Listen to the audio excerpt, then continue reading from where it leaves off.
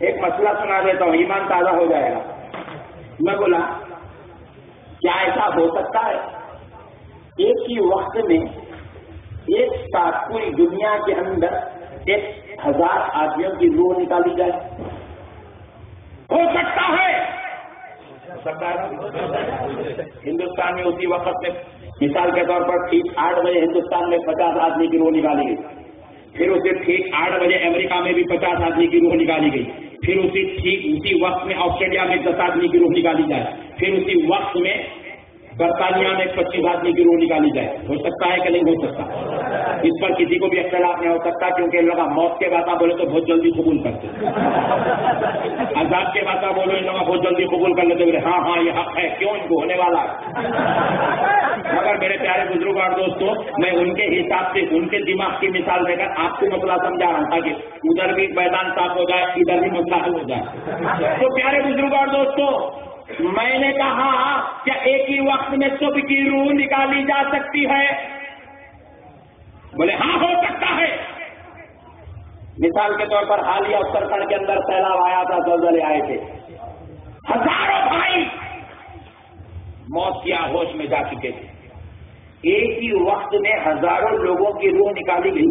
تو میں پوچھا کہ روح نکالنے والے فرشتے کتنے ہیں؟ جواب ملا ایک۔ کتنے ہیں؟ ایک، اور ان کا نام بھی بڑا ڈینجر ہے، اسرائیل۔ یاد رکھنا، ان کو یاد رکھے تو گناہ نہیں کر سکتے، ان کو یاد رکھو۔ تو پیارے بزرگ اور دوستوں، اسرائیل ایک ہی وقت میں ہندوستان بھی پہنچتے ہیں، پاکستان بھی پہنچتے ہیں، امریکہ بھی پہنچتے ہیں، برطانیہ بھی پہنچتے ہیں، انگلینڈ بھی پہنچتے ہیں، جاپان بھی پہنچتے ہیں، اور ایسا نہیں ہے کہ ان کے کوئی اسسٹنٹ ہے، یہ وداؤٹ اسسٹنٹ ہے، ان کے پاس کوئی اسسٹنٹ نہیں ہے، یہ خود صدر جمہوریہ ہے، ان سب کا کام پچھاتے رہتے ہیں۔ پیارے بزرگ اور دوستوں، یہ میں پوچھا اچھا اور ایک بات کیا ہے، جب ایک ہی وقت میں سب کو لینا ہے تو کیا تھیلی لے کے نکلتے؟ لیے ڈال دیے تھیلی لے کے نکلتے؟ بولے نہیں، روح لیتے کی ان کی امانت ہے، اللہ کو پہنچاتے ہیں۔ یہاں سے روح لیا، اللہ کو دے دیا، پھر لیا عالم ارواح پہنچائے، پھر لیے عالم ارواح پہنچائے، یہاں سے لیا عالم ارواح۔ ایک ہی لمحے میں حضرت اسرائیل کو خالق کائنات نے ایسی قوت دی ہے، پوری کائنات میں وہ دورہ بھی کرتے ہیں، روح بھی نکالتے ہیں، عالم ارواح کو بھی پہنچتے ہیں۔ اس بات پر 72 جماعتوں کے کسی ملا کو اختلاف نہیں ہو سکتا۔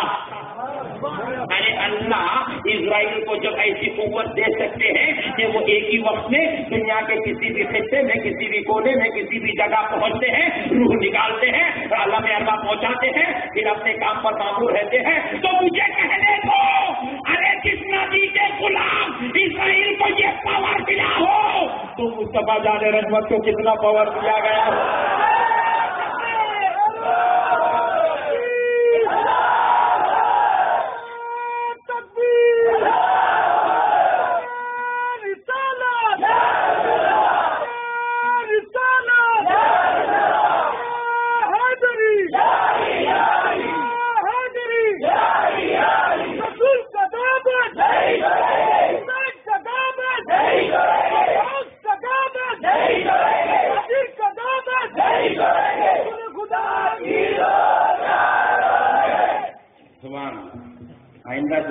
اور ایک بات بولو، فاتحہ بھی نہیں چھوڑیں گے، سلام بھی نہیں چھوڑیں گے، بازو والوں کے بہکاوے میں بھی نہیں آئیں گے، اس کو بھی کبھی کبھی بول لیتے رہو۔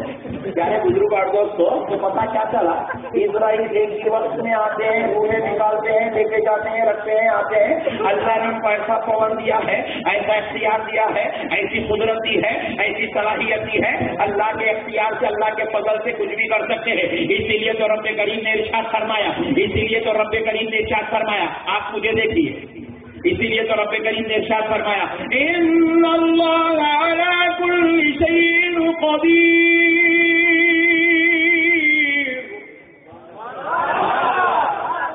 بے شک اللہ ہر چاہی ہوئی چیز پر قدرت رکھتا ہے، وہ جو چاہے کر دے اس کے اختیار کی بات ہے، جس کو جیسا چاہے پاور دے دے اس کے اختیار کی بات ہے، جس کو جتنا چاہے دے دے اس کے اختیار کی بات ہے۔ اچھا ہونے کے بعد سنو، اب یہ تو روح نکالے اسرائیل کا کام تھا، کام کر لیے، اب ان کی ذمہ داری ختم ہو گئی، اب تو چلے نہلا دھولا کے لے کے جا کے اب امریکہ کی خبروں میں 4 مردے ہیں، اسی وقت میں آسٹریلیا کی خبروں میں 4 مردے ہیں، انڈیا کی خبر میں 12 ہے، کیونکہ یہاں پاپولیشن زیادہ ہے نا، تو پھر اس کے بعد چائنا 16 ہے، پھر افریقہ کو گئے تو وہاں 20 ہے، ایک ہی وقت میں اتنے مردے ایک ساتھ ہیں۔ میں پوچھا اب وہ سوال جواب پوچھنے والے وہ 2 ہی ہے، وہ کتنے ہیں؟ ہاں نام یاد رکھو، اس کی ملاقات ہونے والی ہے۔ منکر نکیر کتنے ہیں بولو؟ 2 ہے، منکر نکیر ایک ہی وقت میں پوری خبروں میں جاتے بھی ہیں، پوچھتے بھی ہیں، حساب بھی کرتے ہیں، مولا کو جواب بھی دیتے ہیں۔ پیارے بزرگوں کو اس کو پتا کیا چلا؟ قدرتی نظام کچھ ایسا ہے، رب نے ایک سسٹم ایسا بنایا ہے کہ ایک ہی وقت میں یہ اللہ کے حکم سے ساری خبروں میں پہنچ سکتے ہیں، حساب کتاب کر سکتے ہیں، مولا تک حساب پہنچا بھی سکتے ہیں۔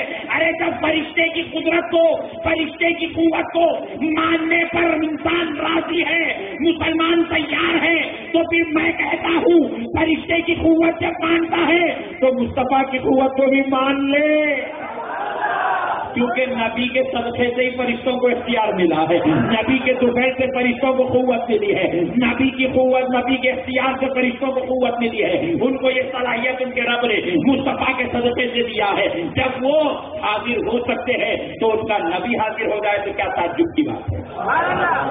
ہماری مجلس میں ہمارے آقا کی آواز ہوتی ہے، خدا کی قسم یہ قرآن کہہ رہا ہے۔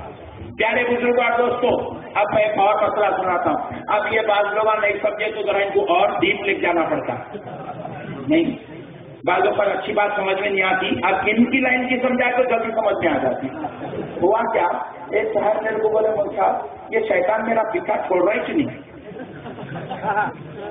سمجھ میں آئی بات؟ شیطان میرا پیچھا نہیں چھوڑ رہا ہے، میں یہاں ہوں تو شیطان میرے ساتھ ہے، شیطان کے ساتھ ہے، انہوں یہاں سے نکل کے میرے تو گئے تو شیطان وہاں ان کے ساتھ ہے، وہاں سے نکل کے حیدرآباد گئے تو وہاں بھی ان کے ساتھ ہے، پھر وہاں سے نکل کے مکے تو گئے تو وہاں بھی ان کے ساتھ ہے، کعبے کا طواف کر رہے شیطان ساتھ ہے، نماز پڑھ رہے شیطان ساتھ ہے نہیں ہے؟ ذرا جلدی بولو، ہاں بعض مرتبہ بولتے رہنا ہوتا ہے۔ شیطان ساتھ رہتا کہ نہیں رہتا؟ بازو والوں کو کل پوچھو، جو آج جلسے میں نہیں آئے ان سے کل پوچھو مول صاحب تمہارے ساتھ شیطان ہے؟ بولتے ہیں آپ بیوی بچوں کے ساتھ ہے تو شیطان آپ کے ساتھ رہتا ہے؟ بولے جی ہاں رہتا ہے۔ آپ اپنے امی ابا کے ساتھ ہے شیطان آپ کے ساتھ رہتا ہے؟ بولے جی ہاں میرے ساتھ رہتا ہے۔ آپ کاگے تو گئے تو شیطان ساتھ رہتا ہے؟ بولے جی ہاں ساتھ رہتا ہے۔ آپ نماز پڑھاتے شیطان آپ کے ساتھ رہتا ہے؟ انہیں رہتا بول کے تو میں سوچتے تو کرتا ہوں، شیطان ہمیشہ ساتھ رہتا ہے۔ عجیب ملا جی شیطان کے ساتھ ہونے کو مانتے ہو تو پھر نبی کے ساتھ ہونے کو ماننے میں کیا ٹینشن کی بات ہے؟ اللہ کہہ رہا ہے النبی اولا بالمؤمنین من انفسہم، اے ایمان میرا نبی ایمان والوں کی جان سے زیادہ قریب رہتا ہے۔ کس سے زیادہ قریب ہے؟